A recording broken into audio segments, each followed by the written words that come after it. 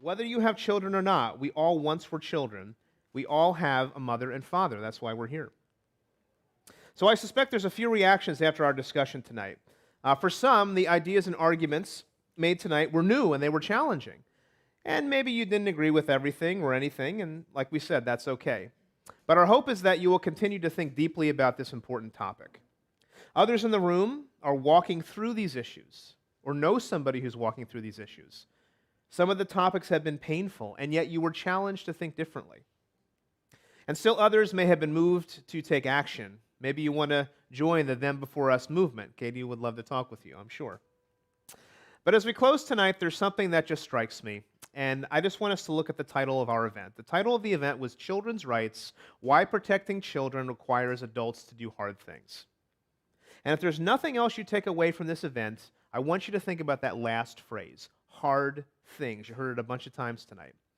What does it look like for you as an adult, as a parent, as an advocate, to make hard choices for the sake of the child? Now, I lost my father when I was young, and that was heartbreaking. But it also catalyzed in me a deep passion to be the best father I could be to my own children. And when my first child was born, and now she's actually in a phase where she's always asking me, Daddy, tell me about the day that I was born. It opened my heart to a realm of love I had not known. And now that I have 3 children and I've watched them suffer through illness at times, particularly my son, all I want to do is protect them and make it better. And it's in those moments that I have a deeper connection to God Himself. Because the gospel message, if you're a Christian tonight, the gospel message is about a God who did hard things for His children. Because in the Christian story, God the Father creates the world. He creates us, humans, out of love. We're made in the image of God, and then something happens. We rebel.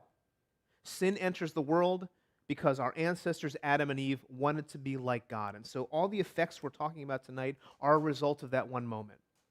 That action sent shockwaves through the world. Nothing has been the same, and all the brokenness and the experience in your life, it can be traced to that moment. But God the Father did something about it. He sent His Son, Jesus Christ, to come to earth to do the hardest thing that anyone has ever done, to take on the sin of the world and die on a cross. Why? To satisfy the punishment of sin that we deserved. And because of His sacrifice, because He did a hard thing, we can be adopted into the family of God and receive new life and a new identity. And so as you leave tonight, whether you're watching online, whether you're here in person, know that the God of the universe loves you. He wants a relationship with you. And whatever pain you've experienced in this life, know that in the future, He will come back to make all things right. Everything sad will become untrue. And that's a comforting thought. Amen.